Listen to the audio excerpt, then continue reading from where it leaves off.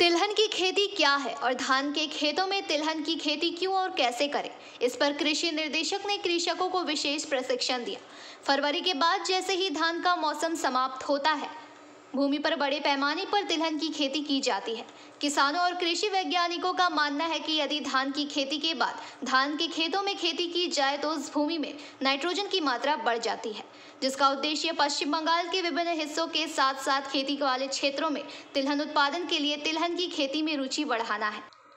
राज्य के अन्य हिस्सों की तरह रानीगंज कोयलांचल में भी किसानों को तिलहन की खेती में प्रशिक्षण प्रदान करने के लिए रानीगंज प्रखंड के बल्लभपुर ग्राम पंचायत के बेलुनिया गांव क्षेत्र में एक प्रशिक्षण शिविर का आयोजन किया गया।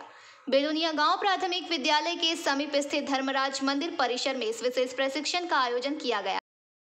नियमित अपडेट एवं दुनिया भर की ताज़ा खबरों के लिए हमारे फेसबुक पेज को फॉलो एवं यूट्यूब चैनल को सब्सक्राइब करें।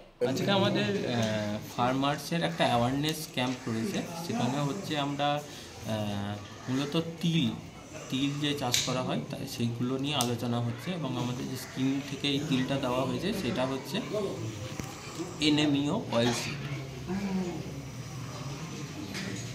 এটা হচ্ছে এক দিবসীয় ট্রেনিং, ফার্মারদের 25 জন চাষিকে নিয়ে ট্রেনিংটা হচ্ছে এবং এটা বেলুনিয়া গ্রামে। মানে এই সময়টাই বেছে নিলেন কেন? এই সময়টা বেছে নেওয়া হচ্ছে, এটা মূলত আমাদের যা তিল চাষের সময়, তিল চাষটা মোটামুটি এই ফেব্রুয়ারির এন্ড থেকে শুরু হয় আমাদের রানীগঞ্জে। তো এইটা হচ্ছে একেবারে শুরুর সময়। তো কীভাবে ওনারা পরবর্তীকালে এগোবেন সেইগুলো নিয়ে আলোচনা।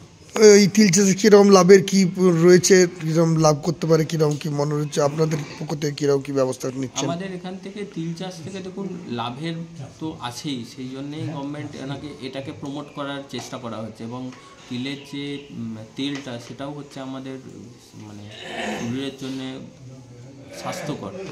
তো সেই যদি একটু বলেন। আমরা চিন্তা করছি সমস্ত চাষিদিকে ডেকেছি।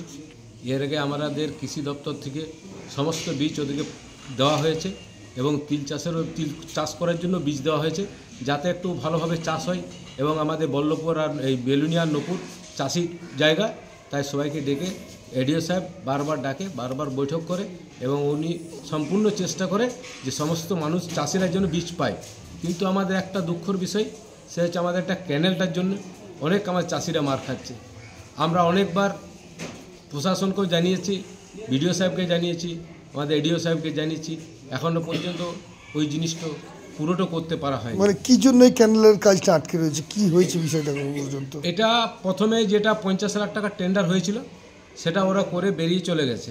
তারপর থেকে ইলেকশন বা এসে বন্ধ হয়ে এই অবস্থা এখন দাঁড়িয়ে আছে। এখন আমরা এটা চেষ্টা করে যাচ্ছি যে কিভাবে এটা করা যায়। এটা করতে পারলে আমার মনে হয় আমরা চাষিদের আরও ভালো চাষ হবে এবং সব কিছু জিনিস চাষ হবে এখানে। আপনার পরিচয়টা দেবেন? আমি হচ্ছি তরুণ মণ্ডল, কৃষি আমাদের হচ্ছে বনভূমি কর্মদক্ষ।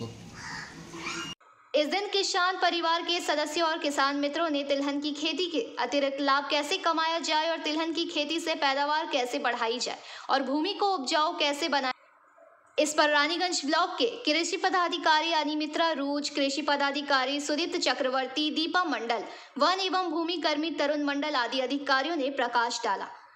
इस दौरान कार्यक्रम में उपस्थित वन एवं भूमि निर्देशक तरुण मंडल ने पीबीटीवी के माध्यम से ये बातें कही। কিন্তু বেশি আমাদের অসুবিধা হচ্ছে জোরটা যতক্ষণ না ক্লিয়ার হবে ততক্ষণ আমরা চাষ কিন্তু করতে পারছি না। এখন যে তৈল বীজের যে আপনাদের প্রশিক্ষণ দেওয়া আছে, কি মনে হচ্ছে তৈল বীজটা উৎপাদনটা বাড়বে? হ্যাঁ বাড়বে। আমাদের টাইমে বীজটা পাওয়া হয়েছে, কিন্তু চাষটার জন্যে আমার বীজ ছড়াইও দিয়েছে অনেকে, কিন্তু আমরা প্রত্যেক বছর তিল চাষটা করছি, বুঝলেন? আর এই জন্যেই আমরা তিল চাষটা বরাবর যাতে হয় এই জন্যে আমরা চেষ্টা করছি, কিন্তু ওই যে জোরের প্রবলেমটার জন্য আমাদের বিরাট একটা সমস্যা। সরকারের যে এই উদ্যোগটা কি মনে হচ্ছে? ভালো উদ্যোগটা ভালো আছে, এটার জন্য আমরা খুব আনন্দিত। তো কি মনে হচ্ছে উৎপাদন এবারে আরো বাড়বে? হ্যাঁ বাড়বে, এই উৎপাদনটা বাড়বে। আমাদের আর একটা খুশি কালভারটা করে দেয়, হাজার এক হাজার বিঘা একদম নষ্ট হয়ে যাবে। 3 বছর চাষ হয় 3-4 বছর ধানের মার খেতে হাজার টাকা নষ্ট হয়ে যায়। কি নাম আপনার? আমার নাম হচ্ছে সুনীল মল্লিক।